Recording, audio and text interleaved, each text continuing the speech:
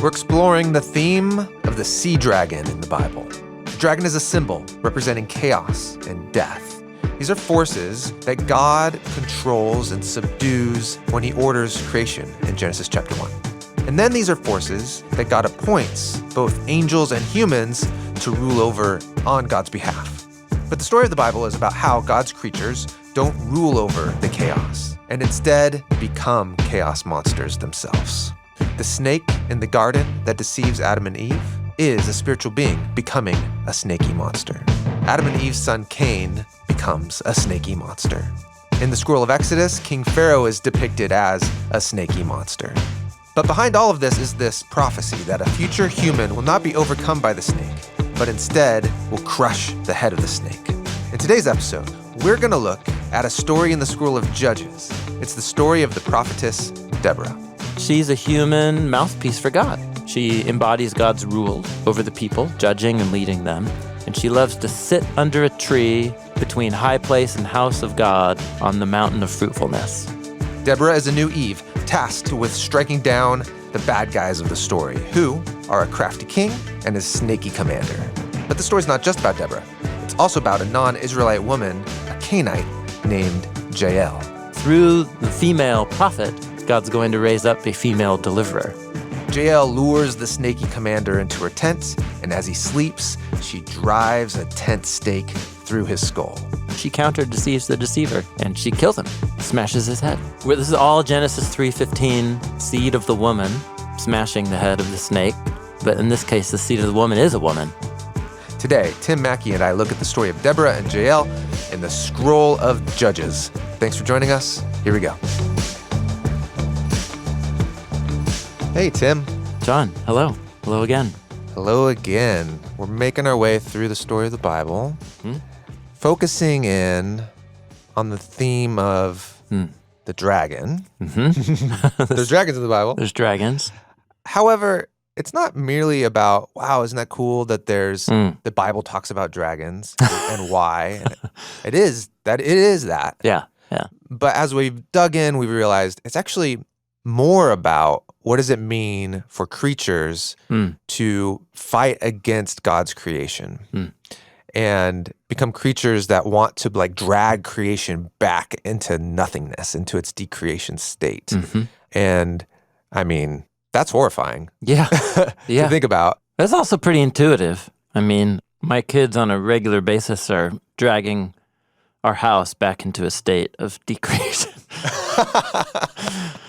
We both have two boys. Yeah. They're now in pre-adolescent. Mm-hmm.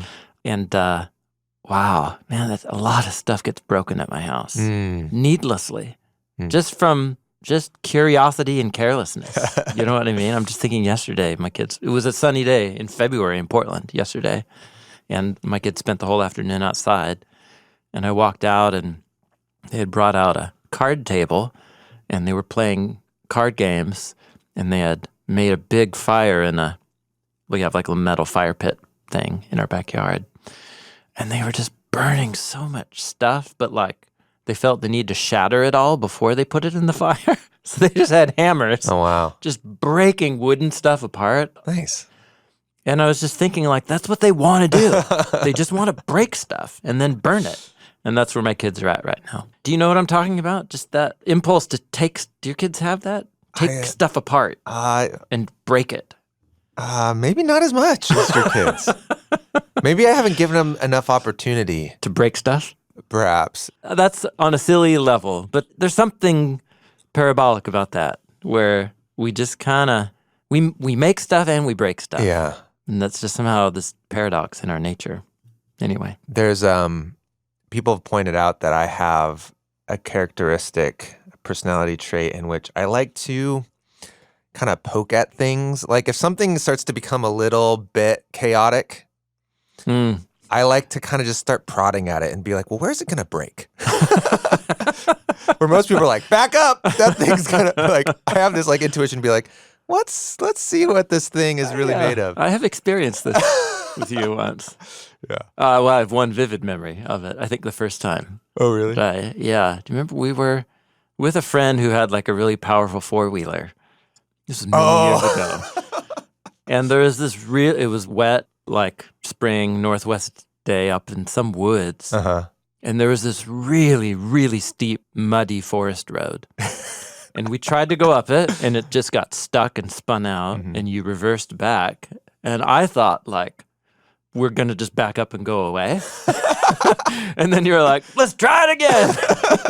It was so gnarly, but we made it up. Yeah. But I thought we were going to tip over. Embrace the chaos. Embrace the chaos is Okay, but we're talking about the kind of chaos that we should be really afraid of. Like, Yeah. it's the kind of chaos that when Cain is angry at his brother. Yes. It's the chaos that God says, that's a monster. Yeah. And it wants to devour you. But he says, you can rule it. You can rule it. That's right. And then in the last conversation, we talked about how in the story of Exodus, where you've got Pharaoh as this tyrant king enslaving Israel, he's depicted as the chaos monster. He is the snake. He is the Tanin. But then Moses, who's the deliverer, the new Adam, what Cain could have been, Yeah. he is told by God to throw down his staff. The staff becomes the snake, and then when he grabs it again, he tames it. Yeah. He has power over it. And then it's that staff. It's also not just the snake, it's the Tanin when he throws it in front of Pharaoh. It's that staff that he uses, that God has him use to split the waters. Split the chaos waters, to order the chaos waters so that land can emerge, so that they can walk into liberation. Yeah. And then we just stopped and we were like, what does that mean? That an image of God, a new human, could not just like get the snake out of the field or get out of the garden back into the field or like crush the snake, but actually like grab it by its tail and use it as like an instrument for order. That's right. Yeah. So we back up to the portrait of the snake in the garden. It's a creature that's good, but that used its wisdom to cause the downfall of God's human images so that they now die. And so that snake, which didn't begin as bad, we're told in the 7-day creation narrative, the sea monster was a part of God's good world. So it, through its choices and folly, becomes an agent of chaos. And then humans who listen to the voice of the snake instead of ruling it become agents of chaos. So the scene at the parting of the waters in the Exodus story is about a human image of God with power over the snake versus a human Pharaoh who's caught in the web of lies of the snake. And so the arm of Yahweh shatters the head of the sea monster. That's how Isaiah remembered the story as he retold the Exodus story. But what actually happened was the waters themselves caused the downfall of the human snake agent. So that story sets up kind of a key paradigm for many of the stories to follow. So we could choose many. Basically, the way the biblical story works is we're just going to keep cycling through this core idea, and each generation is going to replay its own version of the Adam and Eve story and of the Exodus story, and the players are going to swap, and each iteration of the pattern gives us deeper insight into the ways of God, into the ways of the snake, and into the nature of the human heart. And this whole thing becomes a mirror for self-reflection, but also a window into the wisdom of God and where he's taking creation. So where I want to take us is to a story when this became clear to me what's going on in this story was just like, it was just a great day. So what story? This is the story of Barak and Deborah and Sisera, the evil captain in the story of Judges, chapters 4 and 5. Okay. So the book of Judges begins after Joshua has led the Israelites into the land promised to Abraham, Isaac, and Jacob. Again, through the chaos waters, right? He leads them through. Yeah, the waters of the Jordan. Yeah, that's right. Yep, that flow from Mount Hermon in the north. What we're told is that the Israelites go into the land and they keep giving their allegiance to foreign gods, and that each time this happens, God hands them over, gives them over into the hands of oppressors around them. And essentially, this cycle in the book of Judges, idolatry leading to oppression, and then they cry out to the Lord, and God raises up a deliverer, and then they're rescued. This is the Exodus story. in terms of oppression, crying out, raising up a deliverer, rescuing, except the reason why they end up back in oppression again is because of their own sins. And I guess in a way, the way the Israelites ended up in Egypt was because of the sins of Joseph's brothers against him. That's how they got down there. Mm-hmm. So just Judges itself is already set on analogy to the basic plot line of the Exodus story. And even the vocabulary of the Israelites crying out and God raising up a deliverer is right from the Exodus story. And remember, the Exodus story was all set on analogy to the Eden story. Humans flourishing in a garden, you got a snaky figure, deceives them, that results in slavery and death in the field, from which God is going to raise up a seed of the woman to stomp on the snake.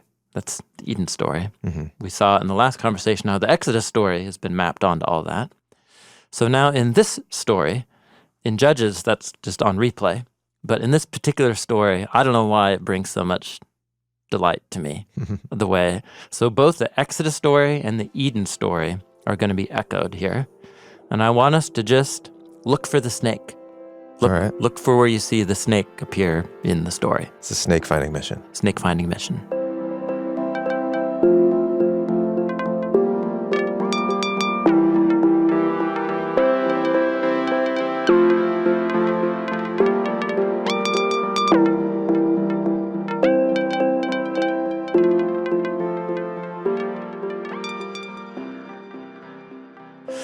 Judges 4, verse 1. And again, the Israelites did bad or evil in the eyes of Yahweh. Okay. And whatever they did. They did something bad. Yeah, it's a signal for idolatry. Oh, okay. But it keeps happening over and over again. Okay. So now that's all the narrator has to say. Oh, okay. And you just go, oh, yeah, okay. Yeah, they're worshiping other gods. Golden calf, that kind of thing. And Ehud, the guy who was the last judge who stabbed king of Moab in the stomach, that whole story, he died. Okay. This is just like in how Exodus begins, when Joseph died, the past generation dies. Verse 2, so Yahweh sold them into the hand of Jabin, the king of Canaan, who reigned as in Hatzor. Jabin, it's the word for discernment. Binah, discernment, understanding. Oh, this is a wisdom word. Yeah. As a name. Yeah. He sold them into the hand of wisdom. The wise king. Or skillful one. The understanding king. Yeah. He's the crafty. Yeah. Crafty king. Now you should know the captain of his army was named Sisera. Really? Really?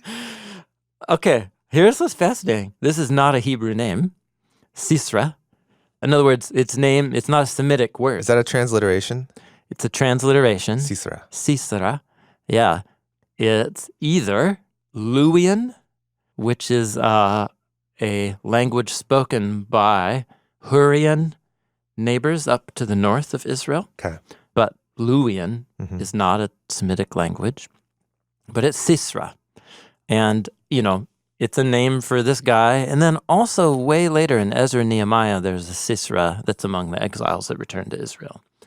So it's not clear what this name means, at least in Kohler Baumgartner's Hebrew Aramaic Lexicon of the Old Testament, which is the most kind of up-to-date language with the etymology of Hebrew words. So I could be making this up entirely. But you think it's used because it's got a hissing quality to it? I don't know. Maybe. I can't prove it. Yeah. It's just right. going to say, just wait for how the story works out. So we got the crafty king. Yep, we've got a crafty king. And we got the hissing king. And his commander. His commander, the hissing commander. Yep, that's right. Yep. So he was living in Harosheth Hagoyim. Harosheth is the word for handiwork, like referring literally to if you make a stone statue or a wooden table, then you would call that your Harosheth. So the working of the nations. The word Hagoyim is the nations. So this guy represents some sort of wise, skillful king who with a commander whose name sounds like the hissing of a reptile.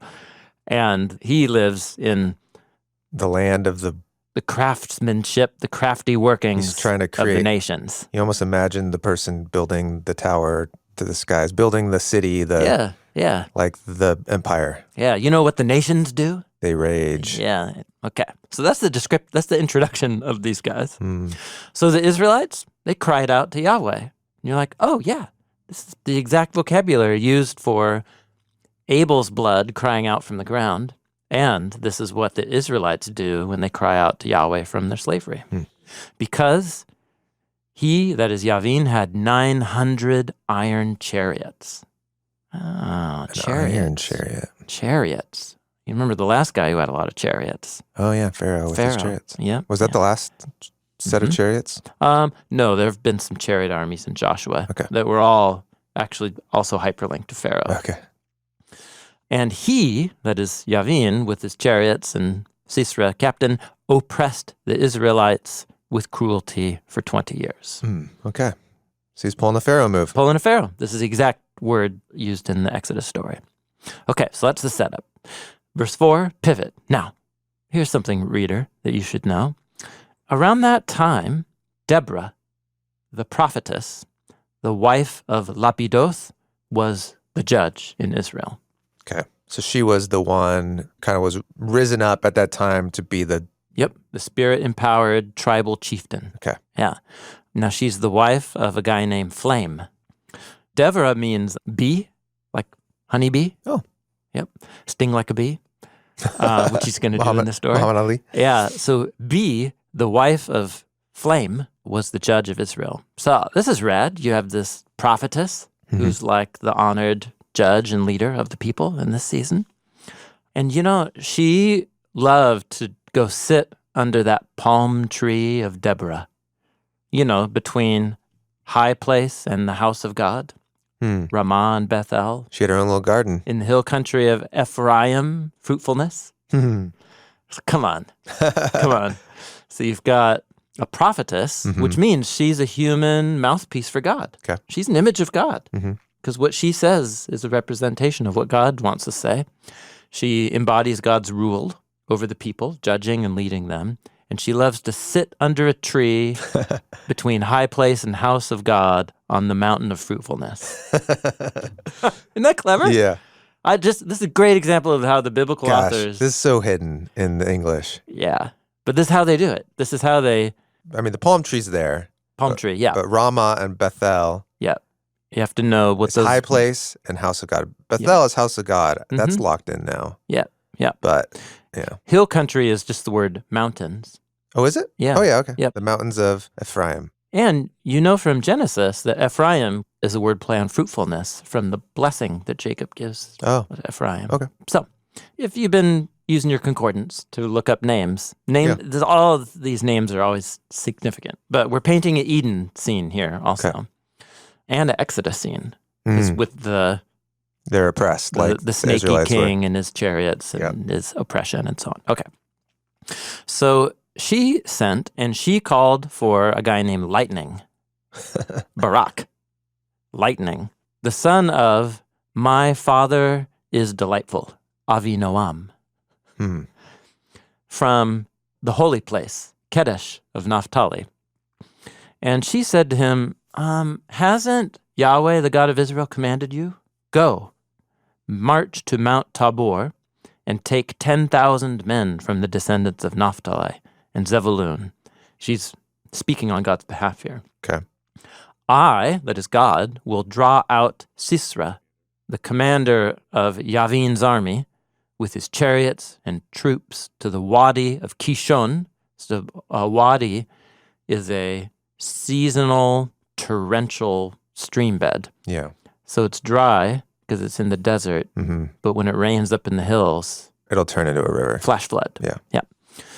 There at the place of the flood waters, there I'll give them into your hand. So all of a sudden now, this female prophet speaks God's word to Lightning, son of my father is delight. And now this guy has a choice. What's he going to do? He just heard God's word. Barak said to her, if you go with me, I'll go. But if you don't come with me, Deborah, no, I'm not going to go. Okay. Okay. Well, I need a co-pilot. Yeah. Now, you could take that as positive, of like, I need a teammate. Yeah. You could take it as a lack of trust in the Word of God. Yeah. He's adding a condition. Yeah. So you have a man and a woman now debating about What did God say? what did God say. That's interesting. Interesting. She said, all right, I'll go with you. However, there will be no glory for you in the path that you are taking. Okay. So it's definitely a concession. Yeah. She makes it clear that he just didn't trust in the word of Yahweh. Mm-hmm. So, okay, all right. You didn't want to trust in the word of Yahweh that I would give him into your hands. That's what God said. Mm-hmm. So there'll be no glory, no honor for you in the path you're taking, because Yahweh is going to sell Sisera into the hand of a woman. And Deborah stood up and went with Barak to Kadesh. So Barak should have been the one to crush the snake, but he gave up his chance by forfeiting that chance. And so now, through the female prophet, God's going to raise up a female deliverer. That's the word. So we're just inverting all of the stuff with Eden here, because in Eden, it was a woman first who, because of the deception of the snake, doubted the word of God. And then she gave to her husband, and he ate. And presumably, I mean, that sets up the logic chain that he accepted the deception and disobeyed too. But here it's inverted. I see. And so now it's the female who represents the voice of God, and it's the female who's going to be the deliverer. So we're just inverting it. So Barak summons Zebulun, these are tribes, and Naphtali to Kadesh. They went up with him, 10,000 men. Verse 12, when they reported to Sisera that Barak, the son of Avinoam, had gone up to Mount Tabor, Sisera got all his Who's they? chariots. Somebody. It's actually really common in a story where if something important happens, and then it'll be, and it was told to so-and-so. Okay. And you're just like, well, who? Okay. Yeah. So it just doesn't say. So probably Sisera's like crew, like his army, Yeah, someone in spies. there. He's got spies out, yeah. Okay. So Sisera summoned all his chariots, all 900 iron chariots, the whole army that was with him from the Charosheth Hagoyim, the working of the nations. And they went to that little flood torrent plain of Kishon. It's driving out the snake. Yeah. The den of snakes. Yeah, right? Driving them out. Yeah. In the form of chariots. So B said to lightning, get up. This is the day that Yahweh has given Sisera into your hand. Hasn't Yahweh gone out before you? So Barak went out from Mount Tabor with 10,000 following him. Yahweh threw Sisera and all his chariots and army into confusion. This is a nerdy hyperlink, but this word confusion, describes what Yahweh did to Pharaoh's chariots once they got into the seabed of the Sea of Reeds. Same verb. Okay. Yeah. But here they are thrown into confusion before the edge of Barak's sword. So Sisera had to get out of his chariot, and he just ran on foot. He's just Let's get out of here. booking it. So Because the chariots got stuck. his chariots got stuck. Yep. Or confused or something. Something. So Barak, he just sees the chariots, get confused, and he goes after the chariots. That's what we're told. But Sisera, he'd abandoned his army. What a snake. That's a snaky Just move. crawled away. So we're told that all of Sisera's army fell to the edge of the sword. No one was left.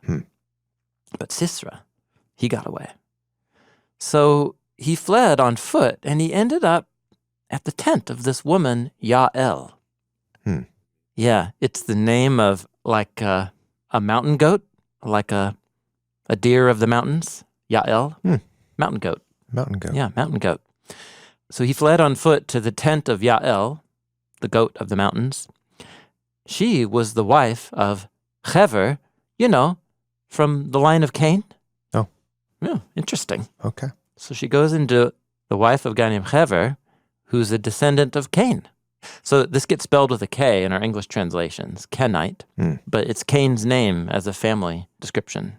Remind me how his line is preserved post the flood? Well, it's kind of it's a mystery because, in theory, Cain and his line are all like washed away in the flood. Yeah. But then you just meet this people group later on in the biblical story who were called the Canaanites. Yeah. Okay. All right. You just got to deal with it. Just deal with it. So you're thinking, well, if she's a Canaanite, how's this going to go? Like, this could go a few ways, You should know that there was peace between Jabin, the king of Hatzor, and the house of Hever, the Canaanite, in those days. Oh, that makes sense why her tent, right? The tent's out there. So Jael came out to meet Sisera, and she said to him, "Oh, turn aside, my lord. Come on, don't be afraid. Come inside." So he went into her tent, and she covered him with a blanket. She's hiding him. Oh, okay. Interesting. And he said to her, "Oh, man, I'm so thirsty. Could you please get me a drink of water?" So she opened up a little bottle, like a leather bottle of milk, and she gave him a drink. And then she covered him up. And he said, "Listen, could you stand at the doorway of the tent? And if anybody comes and asks you and says, 'Is anyone here?' will you lie? Will you lie? And you must say no." So it's this little scene at the tent. And now Jael, this woman, is standing at the door and she's guarding him. Okay. And she's supposed to use deception. Yeah. He wants her to be a snake. Yeah, yeah. So Jael, the wife of Hever the Canaanite, took in her hand a tent peg and a hammer. And she went quietly or softly to him. So he's like hiding under this blanket. Right. So she sneaks in. His tummy's all full of warm milk. So he's all, maybe he's napping. Maybe he just escaped a battle. You know what I mean? Yeah, he must be exhausted. And so she sneaks in. He thinks that she's guarding him. Yeah. And she sneaks in and you can just imagine it. Like, where's his head in this blanket? I see the round mass. And she went through and just drove the peg right through his temple. It went through his head and into the ground. Ugh. Oh, he was asleep because he was exhausted. And of course, you should know that he died. That'll happen. It's a side effect. Yeah. She crushes the head. She crushed his head. She crushed his head. Huh. Yeah. Just some random woman. Yeah. Out in her tent. Mountain goat. Snake. Out in the tent. That the snake found. Yep. Yeah. So the snaky captain of the crafty king's army was trying to get her to deceive the one God, God's chosen leader, Barak. But in fact, it's through the hand of this woman who does a counter-deception. She counter-deceives the deceiver. And she kills him, smashes his head. This is all Genesis 3:15, seed of the woman, smashing the head of the snake. But in this case, the seed of the woman is a woman.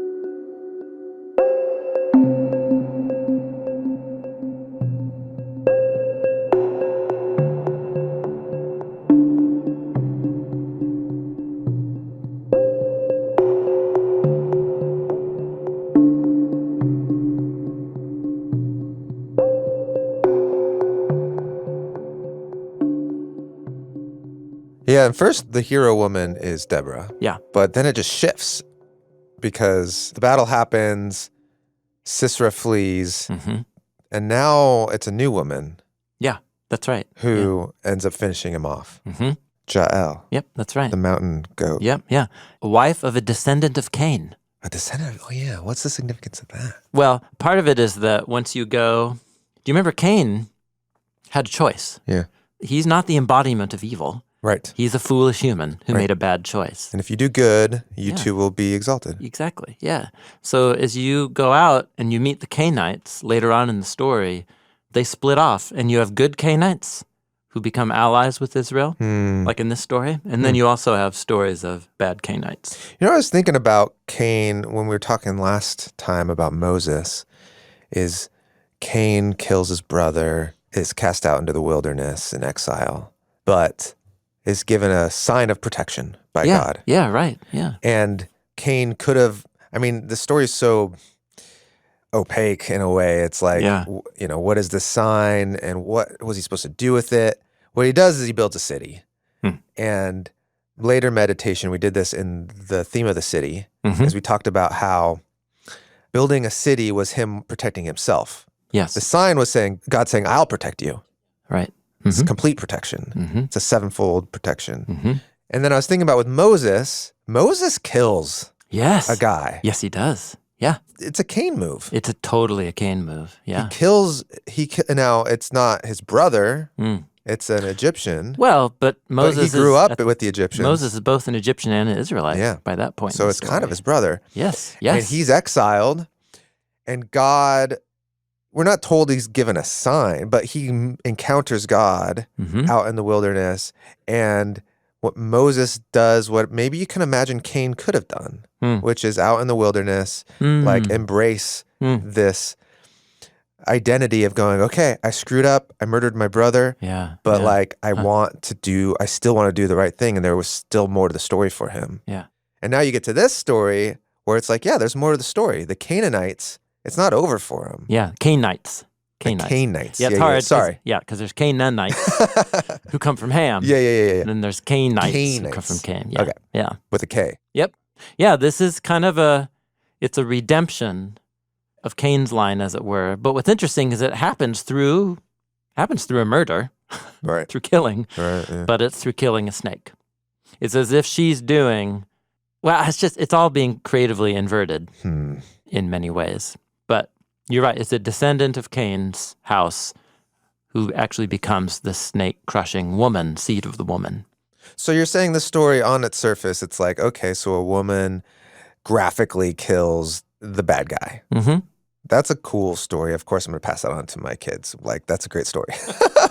Yeah. No, I want to show a couple more things in this story, though. But tell me what you're feeling at the moment. Well, at the moment, you're just saying, hey, she's crushing the head of the snaky guy. The snaky guy. Yeah. She's doing what the seed of the woman was called to do. Yeah. And so Jabin and Sisera are yet another iteration. They give us another image of the snake, of humans as agents of the snake. Okay. In this case, it's a multi-kingdom alliance to enslave and oppress another people group in their land. And they use deception and military might to do so. So this story comes to a partial conclusion by just saying, in verse 23, on that day, God subdued Jabin, king of Canaan, before the Israelites. The hand of the Israelites pressed harder and harder on Jabin until they destroyed him. You're like, hooray! And Good to job. circle back, they were being enslaved by this guy. So in a way, they're finding their freedom. Yeah, totally. This is them this is their liberation. Exodus story. Yeah. That's the end of the story. Okay. Judges 5 comes back around and it retells that story in a poem. It's just like the Exodus deliverance, where Exodus 14 is the story of the deliverance through the waters. Exodus 15 is the poetic version.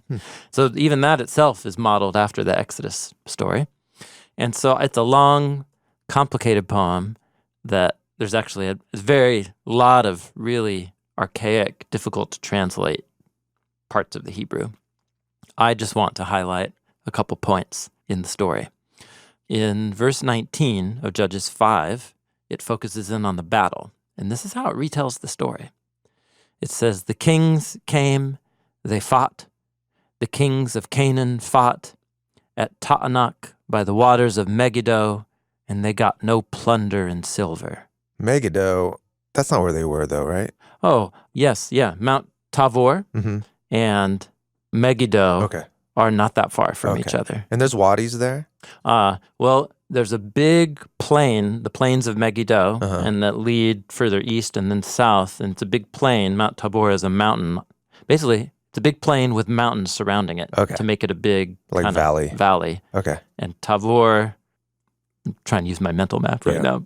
So you have all of these steep ravines that go down into the valley that if it rains up in the hills, the water will rush down. And that's the Wadi Kishon. Okay. So the kings are fighting down in the valley. And then verse 20 says, the stars fought from heaven.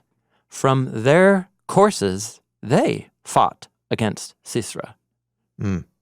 So this was the idea of God confused them. Like the poet is saying. Yeah, what was going on with that there? Stars were fighting. Yeah, heaven and earth. The battle on the land had some mirror of what was happening up in heaven. So even the stars, remember, stars are the sons of Elohim, the host of heaven, were participating in this battle against the snaky armies of the working of the nations. So the Wadi torrent of Kishon swept them away. The raging Wadi torrent of Kishon. Sorry, are the stars fighting on behalf of Israel or on behalf of Sisera?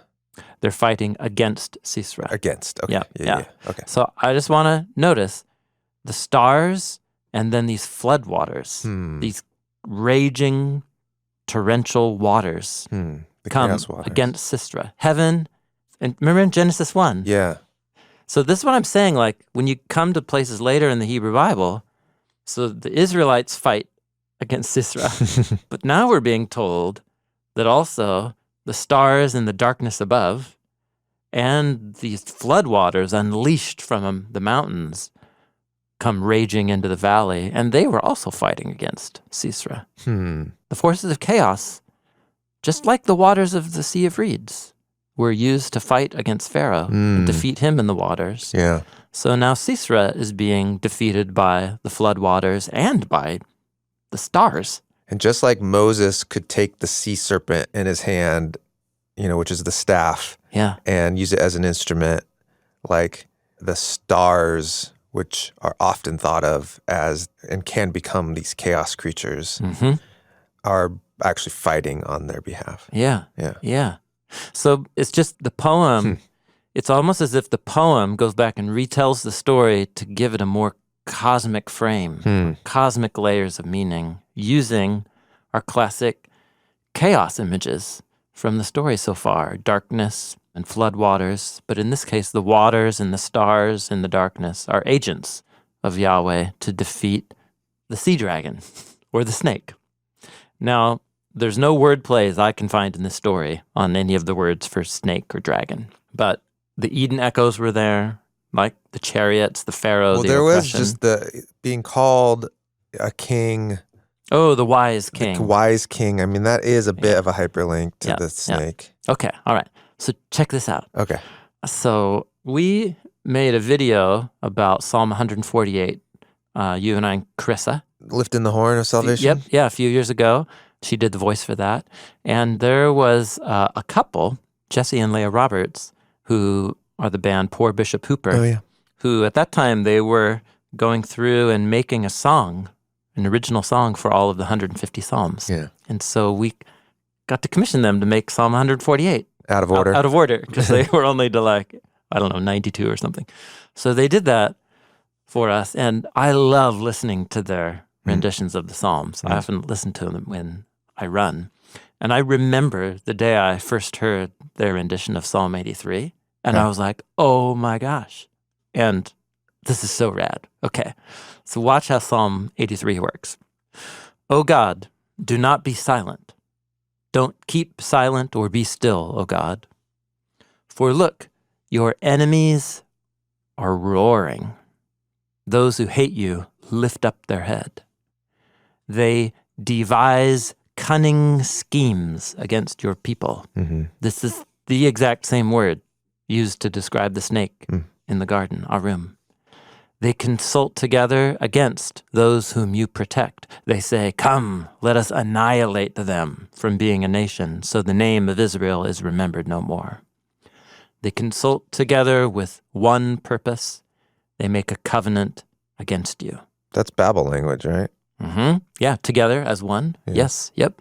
Now, who are we talking about here? We're talking about the tents of Edom, the descendants of Esau, the Ishmaelites, that's Ishmael, Moab, that's the son of Lot, Hagrites, that is the sons of Hagar. So these are all of the rival siblings from Genesis. Ammon, who's from a son of Lot, Amalek, who's a descendant of Esau, Philistia, who come from the line of Ham, and Tyre, who are Canaanites living up on an island fortress. Assyria also has joined them, also a son of Ham. So 10 nations And you met all of them in Genesis as rival siblings who respond with hostility to God's chosen one. Do to them like you did to Midian. Do as you did with Sisera and Jabin at the Wadi of Kishon. Okay. They were destroyed at Ein Dor, that is the fountain or the spring of Dor, which is also spelled with the letters of Eden, swapped around. They become like dung on the ground. Yeesh. Make them like Oreb and Zeb, and their chiefs like Zeva and Zalmunna. These were the enemies of Gideon. Oh, in the next story in Judges. They said, let us take as our possession the pastures of God. Oh, my God, make them like tumbleweed, like chaff before the wind, like fire burns a forest and flame sets mountains on fire. Pursue them with your storm, your tempest. Terrify them with your storm. Fill their faces with shame so that they may seek your name. Wait, what? How does that work? You destroy them so that they can seek your name? Is their destruction somehow like it's not permanent? Let them be ashamed and terrified. Let them be humiliated and perish so that they may know that you, whose name is Yahweh, are most high over all the earth. Yeah. That's Psalm 83. These are the Psalms that I'm just like, man, this is the deep end of the pool. Yeah. Like I had to skip these. Yeah. I start into one of these. I'm like, yeah, not this one. Okay. You're looking for betters one day in your course. Yeah. Oh, that's the next Psalm. Okay. Psalm 84. I'll skip to the next. Yeah. Okay. This is what I need.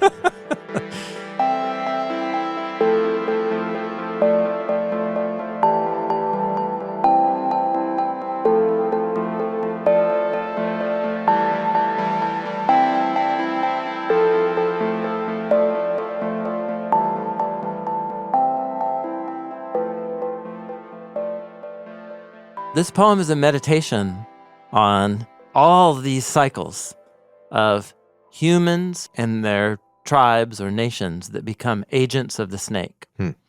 And their goal is to erase God's chosen images from the world.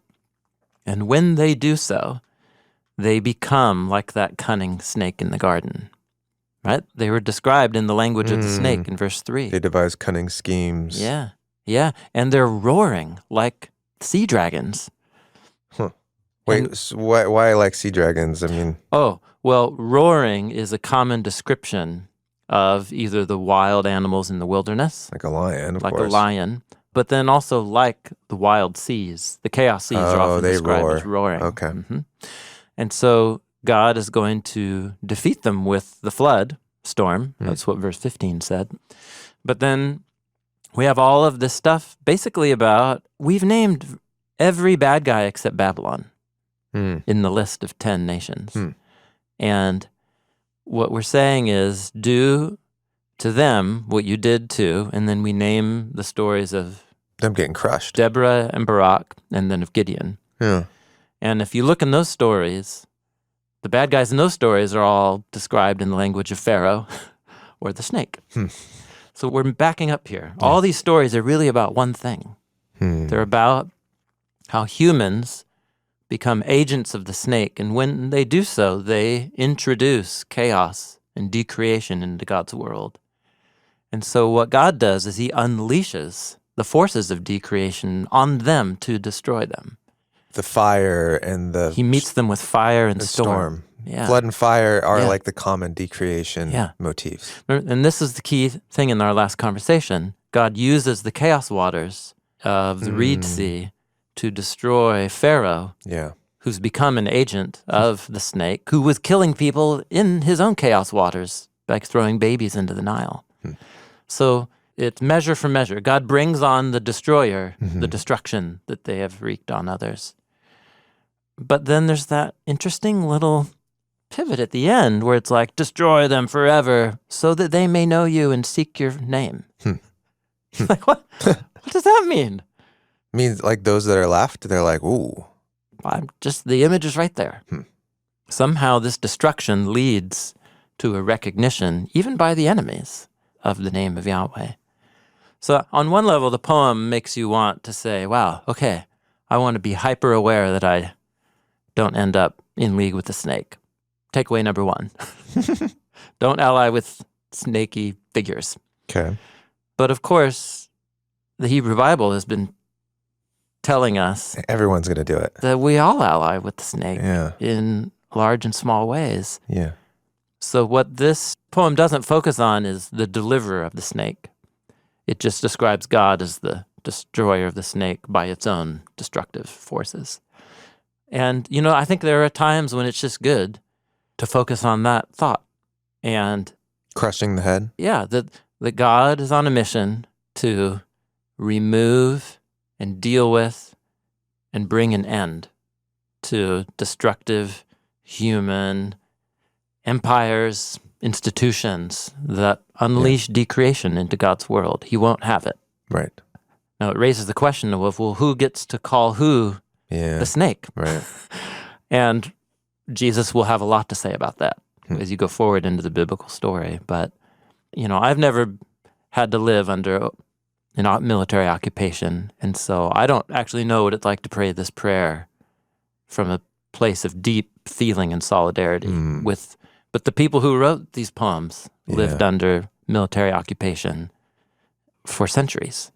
And so who am I to tell them what they can't ask God to do or not, or how? You're talking about this feeling of God, like, just wipe them out with your fire. Yeah. Turn them into chaff. Yeah.